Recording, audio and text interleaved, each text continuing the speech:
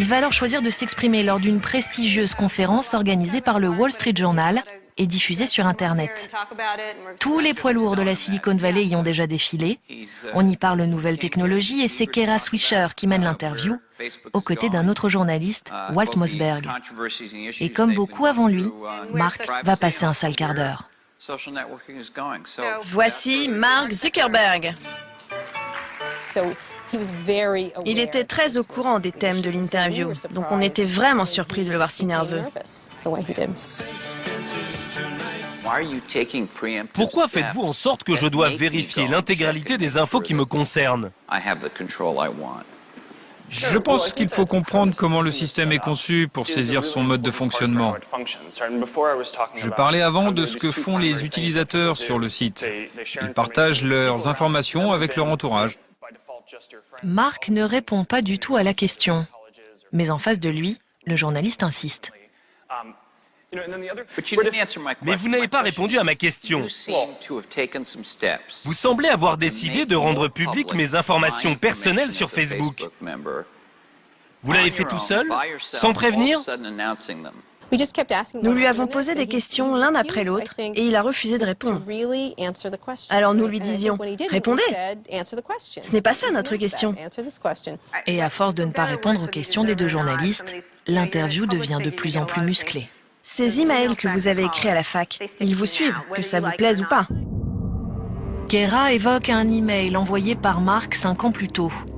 Un email où il écrivait que les utilisateurs de Facebook étaient bien naïfs de lui faire confiance. Mark est déstabilisé, il commence à transpirer. Comment expliquez-vous le scandale que ça a provoqué? Ça vous touche? Oui.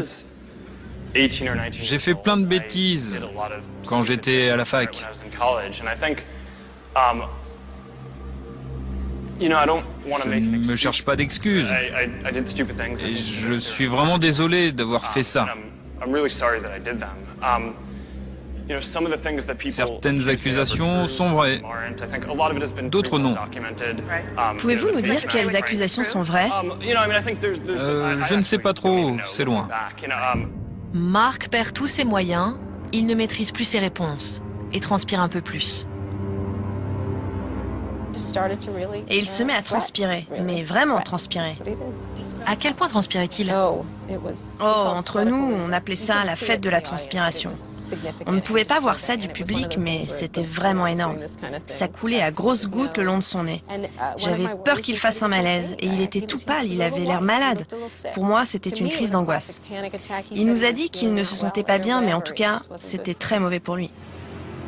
Pour détendre l'atmosphère, Kara interrompt l'interview et tente une petite plaisanterie. Vous voulez retirer votre sweat? Non, je ne l'enlève jamais. Je sais, mais il y a des femmes dans le public qui aimeraient bien que vous l'enleviez. Non,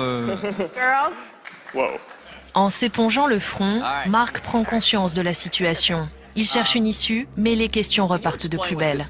Pouvez-vous expliquer ce qu'est la personnalisation instantanée, pourquoi vous l'avez fait et à quoi ça sert pour vos utilisateurs? peut-être que je dois l'enlever. Enlevez-le. Pour gagner du temps, Mark décide d'enlever son sweatshirt, mais il va comprendre qu'il n'aurait jamais dû. C'est un sweat officiel. On imprime notre mission à l'intérieur. Oh mon Dieu! L'intérieur du sweat. Mais qu'est-ce que c'est? Rendre le monde plus ouvert et connecté. Oh mon Dieu, c'est un culte secret. Regardez ça. Rendre le monde plus ouvert et connecté, avec un symbole au milieu qui doit être réservé aux initiés, je pense. Un logo mystérieux qui vante les valeurs de Facebook.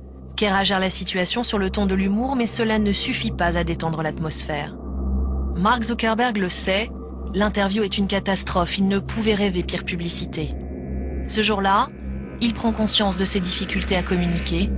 Il comprend aussi que pour assumer parfaitement son statut de PDG de Facebook, il doit vaincre son anxiété maladive. Mark découvre l'importance de l'image et son douloureux apprentissage ne fait que commencer.